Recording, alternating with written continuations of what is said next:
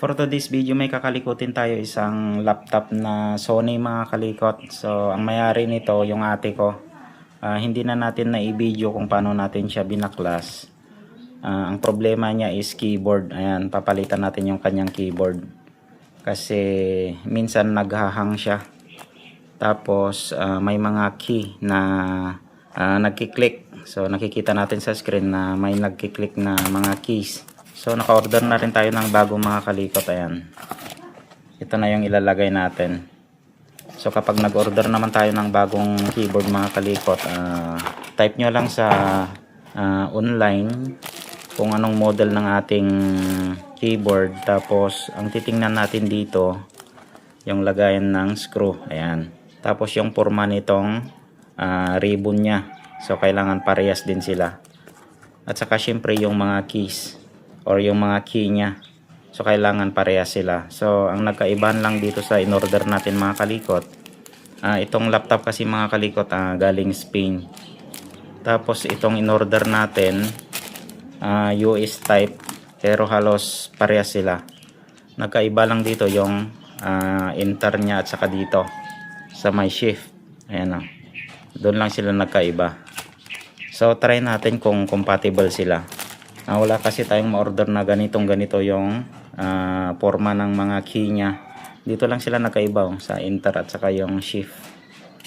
Pero yung iba okay naman, parehas sila. Ayan o, yung enter nya. Tapos yung sa shift. Ayan. Okay, bali kabit na lang natin mga kalikot. So ito lang yung tingnan natin yung ribbon nya. Ayan, tapos syempre yung lagayan ng screw. Tapos yung in-order natin, ayan, may mga kasama siyang pambukas. Ayan o. Okay, bago natin kalikutin guys, maraming salamat sa panonood ng mga video natin. Kapag bago lang po kayo sa akin channel, huwag niyo pong kalimutang i-subscribe ang ating YouTube channel. At paklik na rin ang ating notification bell para lagi kayong updated sa mga bagong video natin. At saka huwag niyo rin pong kalimutang i-follow ang ating Facebook page. So tara guys, kalikutin na natin siya pagtapos ng ating maiksing intro.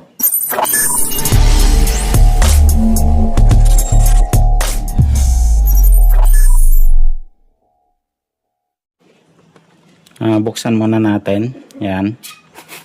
Tapos request rin ng ate ko na lilinisan natin yung loob niya mga kalikot kasi hindi pa to nabubuksan.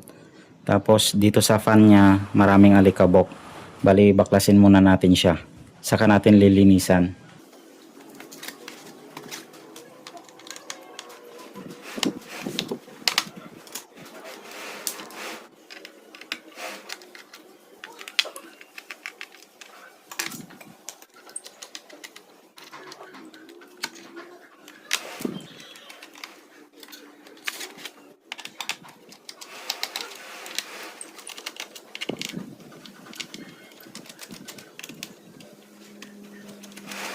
Kapag nagbubukas kayo ng laptop mga kalikot, bali ihiwa-hiwalay nyo yung kada size ng mga screw mga kalikot. Baka mamaya mapagbaliktad natin yung mahaba, napunta natin dun sa maiksi. So baka tatagos yung screw dun sa dito sa pinakaibabaw.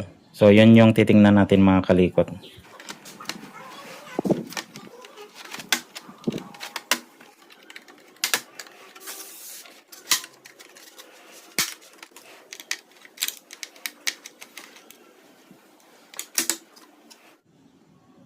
Ayan mga kalikot ang daming alikabok.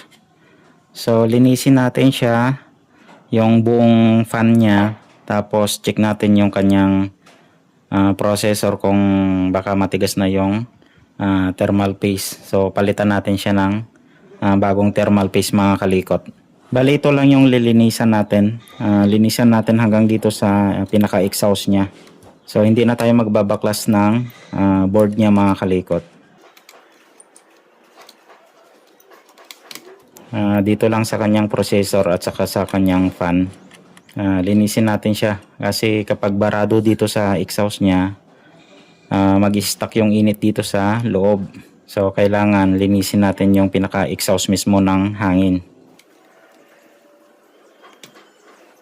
Ayan mga kalikot, sobrang dumi dito sa pinaka-exhaust niya.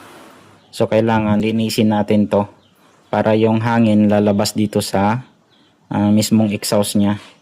Dito naman sa kanyang thermal paste, ayan o, natuyo na siya. So palitan rin natin. Bali lilinisin ko muna guys, tapos saka natin lagyan ng bagong thermal paste.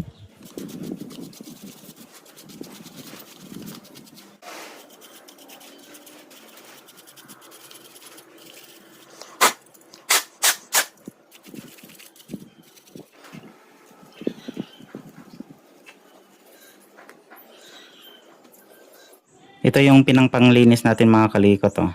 Lighter fluid na Fuji. Mas mabilis kasi siyang matuyo.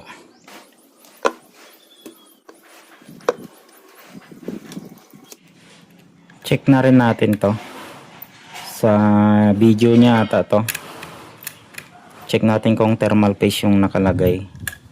Pero kung yung parang rubber na silicone, hindi na natin papalitan. Kaya hindi na natin lalagyan ng thermal paste. So dito lang, kasi thermal paste yung nakalagay. Lagyan na natin siya ng thermal paste.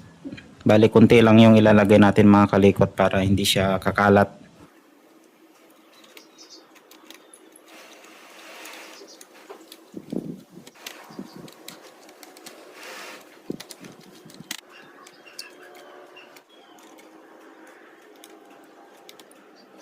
Nalinisan na rin natin yung pinaka-cover niya mga kalikot.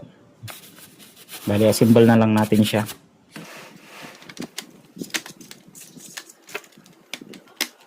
Kung saan natin tinanggal yung mga screw niya mga kalikot, ayan o, may maiksi, may mahaba, may makapal, ayan o. So wag natin baliktarin mga kalikot kasi mamaya niyan tatagos dun sa kabila kapag mahaba yung nailagay natin. So kung saan natin siya tinanggal, doon din natin ibabalik mga kalikot.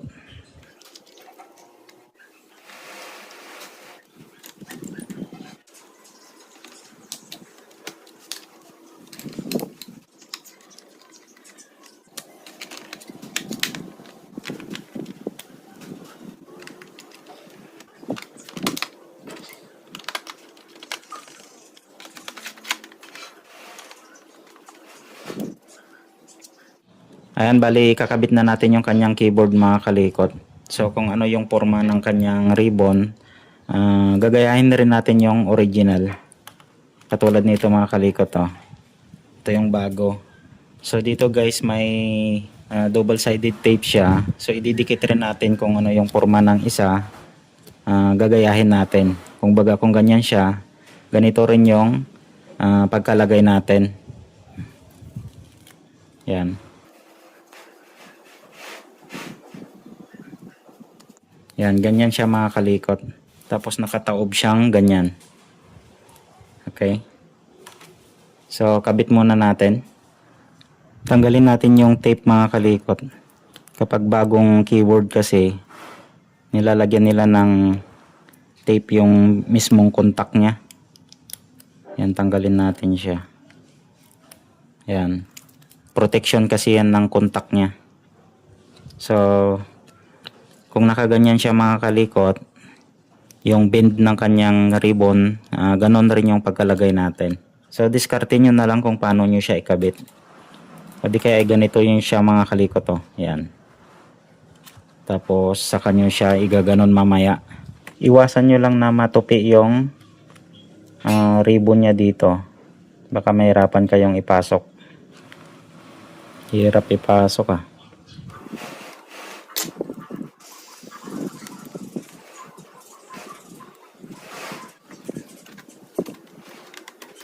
Wag muna natin i-fix yung kanyang keyboard mga kalikot. Try muna natin.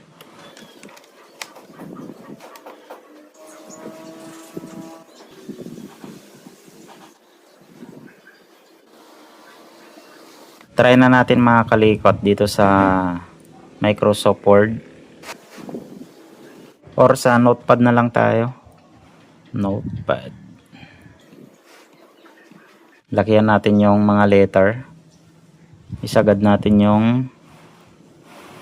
size niya. Ayan, para makita nyo rin. Doon muna tayo sa numbers. Yan, check natin kung compatible yung kinuha natin. A few moments later. 0, 1, 2, 3. Ayan. So, okay na siya mga kalikot. Compatible naman yung keyboard na kinuha natin. Kahit magkaiba lang yung mga key niya. Ito kasi mga kalikot, US siya. Itong keyboard. Yung dati niya kasi, Europe. Pero compatible naman. So, okay na siya mga kalikot. Bali, ipipix na lang natin yung mismong keyboard. Unahin muna natin dito sa harap. Yan, pasok muna natin to. Saka natin itulak. Yan. Para mag-lock siya side to side. Tapos dito sa itaas.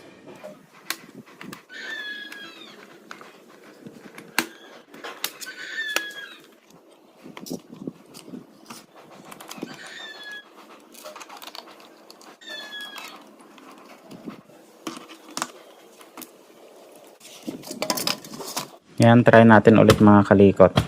So, na-plug na natin siya. Ayan, hindi na rin siya naghahang kasi yun nga, pinalitan na natin ng bagong keyboard. Kasi nung una nito mga kalikot, ang bagal pumasok dito sa kanyang Windows. So, nung pinalitan na natin siya, okay na. Try ulit natin. Last check na natin to. Yan, try ulit natin mag-type. Enter muna natin. Q, W. Yan, check natin lahat ng mga key or keys. Caps lock, okay na din. Shift dito sa kabila. Yan, okay na rin. Enter. Logo. Space bar. Yan, space bar natin, okay na rin. Up and down. Left and right. Okay. Yung kanyang mga numbers dito sa side.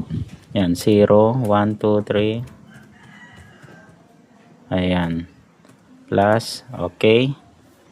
Enter. Enter dito sa kabila. Yan, okay na siya mga kalikot. Ayan o. So, ganun lang mga kalikot kapag nagpapalit tayo ng keyboard ng laptop mga kalikot. So, yun lang yung i-check natin. Yung mga keys niya. Tapos, syempre yung forma ng kanyang ribbon. So, importante yon. Kasi iba-iba yung design ng mga ribbon ng laptop mga kalikot. Tapos, kung may lagayan siya ng screw, yun din yung i-check natin. At saka, syempre, kapag nag-order tayo sa online, yung mismong model niya mismo yung ilalagay natin para lalabas ka agad. Bago natin i-order. Tapos, syempre, i-check rin natin kung magkaparehas sila. Okay na lahat mga kalikot. Hanggang dito na lang yung video natin. So, yun lang yung ginawa natin. Napalit lang tayo ng keyboard mga kalikot. Maraming salamat guys sa panonood ng mga video natin. Kapag nagustuhan nyo mga kalikot yung ganitong mga video, huwag nyo pong kalimutang suporta ng ating channel. Huwag nyo pong kalimutang i-subscribe ang ating YouTube channel. At pa-click na rin ng ating notification bell para lagi kayong updated sa mga bagong video natin. At saka huwag nyo rin pong kalimutang i-follow ang ating Facebook page. So maraming salamat. Ingat kayong lahat. God bless sa ating lahat mga kalikot. Bye-bye. Alright.